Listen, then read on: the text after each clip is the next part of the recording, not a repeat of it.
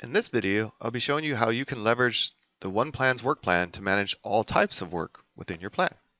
So the first thing I'm going to do here is I'm going to create a new project, and I'm going to select a program, and I'm going to call this project OnePlan Work Plan.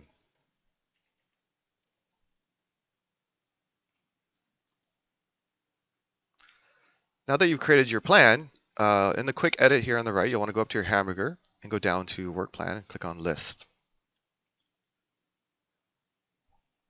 Now, the first thing I want to show is that the work plan supports multiple work types.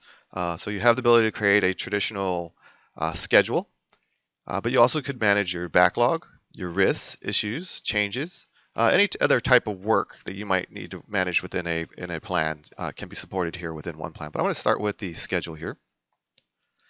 And to start building your plan, there's several ways you can start to add tasks. So one is you can come down here to the bottom and say envision. I'm going to type in a task here called envision. And that adds a task up here. I could also click here and click on enter. And maybe another task I want to say is I want to do a design. And after that, I want to do develop. So I can just click enter there as well. Another way you could do it is just coming up here to the add icon. You can see here I can add all types of work types here. So we can have different tasks, and I can create structures with folders. I can add new backlog items, and I can actually insert different work types into the schedule. So if I had backlog items that I wanted to be driven by a schedule, I can insert them in here as well as risks and issues and changes. But I'm going to go ahead and add another task here, just so I can create some type of WBS structure. I'm going to go ahead and indent. And so I'm going to go ahead and add another task underneath this one. And I'm going to go ahead and indent and add that, develop specifications. And I'm going to add one more just for this demonstration, indent it, and this is going to be called develop solution. So now I've created my WBS structure here. I can come along and add in some duration. So I think it's going to take us about a week to gather requirements, take us a couple weeks to document the specification, and it's going to take us, let's say, roughly 2 months to do any development. So I got my basic durations in. Now I want to create some dependencies. So I'm going to go ahead and link these tasks together. Grab that one as well. And so now you'll see we have predecessors and successors. And so we do support start to start, start to finish, finish to finish, and finish to start types of dependencies in here as well. So now that I've kind of built out my work breakdown structure, have my durations, now I may want to assign some resources. So here you'll see I am the only person in this particular plan at the moment. So go ahead and we'll say I'm going to help support the gathering of requirements, but I also need a business analyst. I need to request a business analyst. So I just type in a generic or an individual resources that is in my resource pool, and they'll be added to your plan. Let's say the business analyst is only going to help me about 50% of the time. Say document specification would be a business analyst, but also somebody else is going to help. It's going to be Jared. It's going to help. So I'm going to go ahead and type in an individual Jared here as well, and they're going to help write the specification. And the developer solutions, I'm just going to go ahead and ask for a developer to help us out with this. So I'm going to go ahead and type in developer.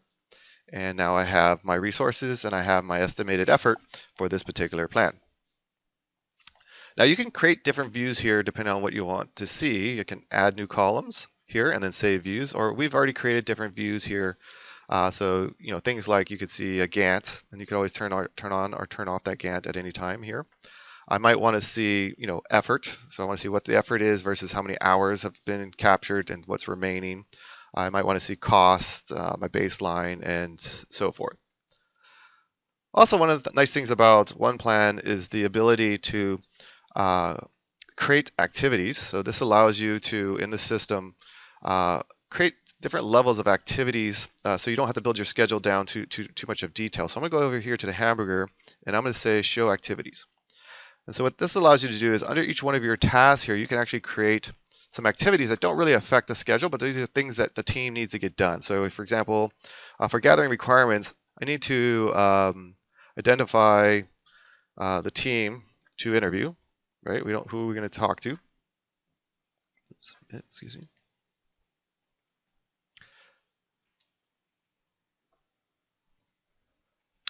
So I'm going to go ahead and add that activity there. Maybe another one is to schedule the meetings, right? So we need to figure out when we're going to do these meetings. Let's go.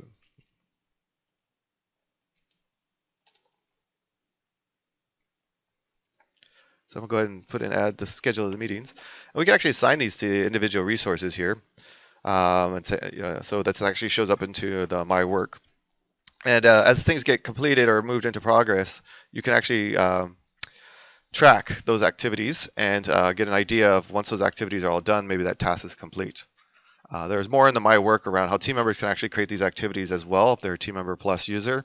And so they can collaborate with the project manager on a list of to-dos or activities that need to be done for each one of these tasks that are scheduled up above. The other nice thing about using this work plan is you have visibility into resource usage. So you can actually drill in here and look at your resources to see if there's any over allocation. So on the fly, as you're building out your plan, you can make sure your team members are not over allocated. So right now I'm looking at the current assignment on this project, but I could actually show all work against all other schedules as well. So if I wanted to see if my business analyst or Daniel Williams was working on another project and what that effect would be on this particular schedule. You also have the ability to show a timeline. If you wanted to add things to your timeline, you can actually create a nice little timeline in your project plan here as well. And so this is a quick overview of how you can create a basic schedule within OnePlan. I'm going to go ahead and switch my work type to backlog. And so now I'm going to show how you can actually build out a backlog within OnePlan as well.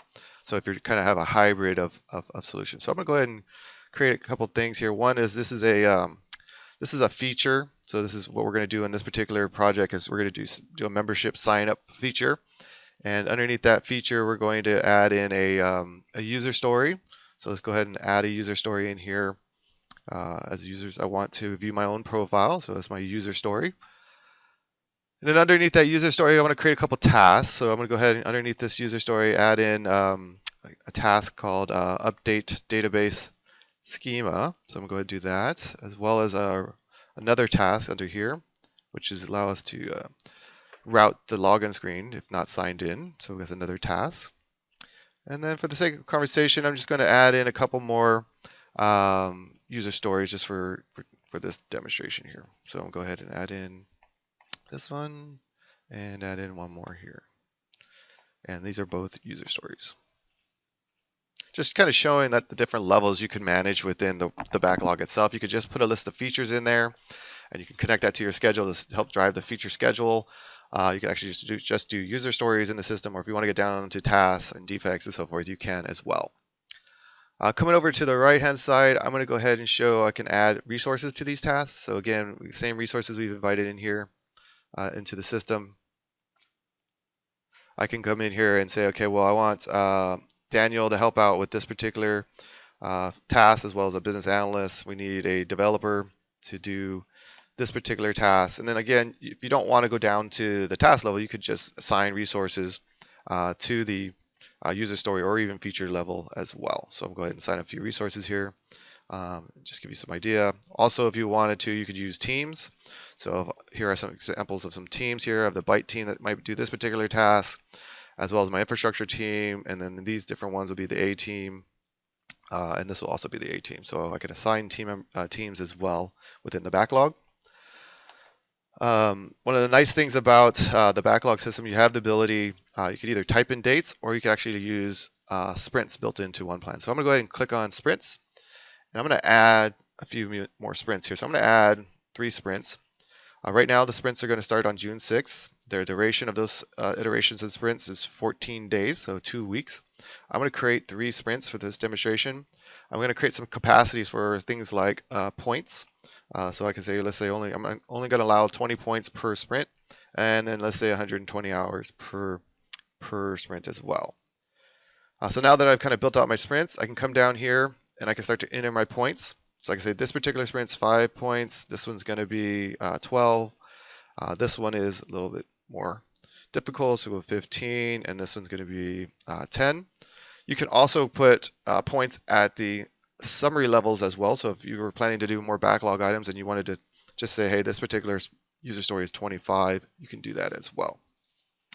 But now that you've got your backlog kind of built out, you can now start to do sprint planning by coming in here, grabbing tasks or user stories and dragging them into which sprints you want them to be executed on. And you'll be able to see to a point where you might get some, let's go ahead and put this one on this one just to show red, where you get to capacity, and you can see that we're over capacity on this sprint here for July 4th.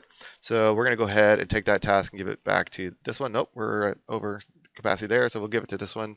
And now you'll see we've kind of planned out our sprints. And I can click on my sprints to see what backlog items we're planning to work on during each one of those sprints. And as you'll see, as well as the dates have been applied to those sprints so that these resources know via my work of what backlog items they need to be working on within OnePlan as well. And then I'm going to come down here, next one here, I'm going to turn this off. I'm going to go down to risks. So just as I was showing earlier, you can come in here and you could add in risks as well. So I'll just go ahead and add, this is risk 1 for the sake of this demonstration. And if you wanted to edit more metadata around it, you can come in here to quick edit here on that risk, and you can enter in things like the category of this risk. This is a schedule risk. When is it due? What's the impact? Probability, cost impact, maybe a mitigation plan and contingency plan built into it as well. So you can come in and into that detail in much more detail. But the other thing that's nice about OnePlan is the ability to create templates. So what I'm going to do actually here, so instead of having to build this from scratch like I did, I'm going to go in here and I'm going to insert a template. Now, one of the nice things is you have the ability to have organizational templates, or you can say personal templates. And these templates act as what we call fragments, so that they don't just replace the tasks that are in there, they get inserted into the project. So I have the ability here to insert a fragment or a template like in the middle of a schedule. So if I want to have different phases of templates, I could do that. So I could insert these into fragment areas of the schedule, but I'm going to put this one at the end. So it's going to come underneath this develop here. So I'm going to go ahead and say insert.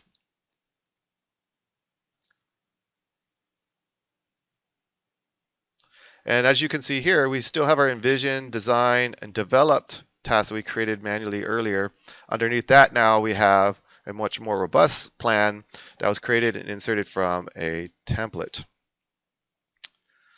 So not only does it apply a template for your schedule, but it actually applies it for all work types. So if you already have some pre-made backlog items as well, so you'll see here we have our membership sign-up backlog that we created earlier, but now you'll see we have additional backlog items here that have been inserted from the template. That would even include risks or any potential key decisions and things like that that need to be made within the system. Now, there's several ways to get status back into a work plan, and there'll be in other modules with the system. But you can come in here and use the My Work, or you can request status here via Outlook. So I can actually click on updates, and I could request that the people that are selected on this task to provide me these fields updated within the system. For example, I want them to say when they're starting it, when it's due, what % complete, or if they're done.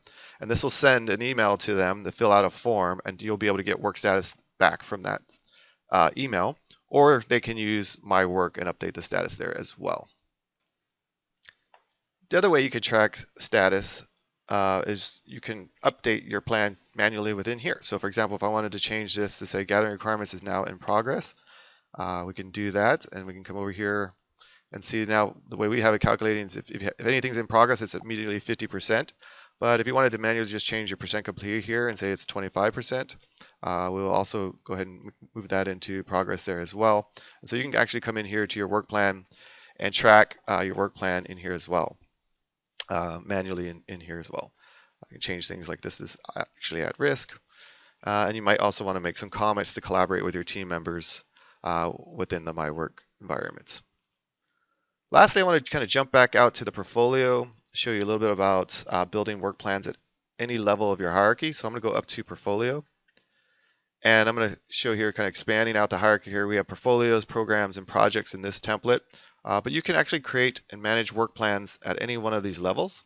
So I'm going to come up here to the list level here at the portfolio. So I'm now at the cloud and mobile first portfolio. And here I can actually build out a work plan for that portfolio of when do I think things need to get delivered. Like these are key milestones for this work plan.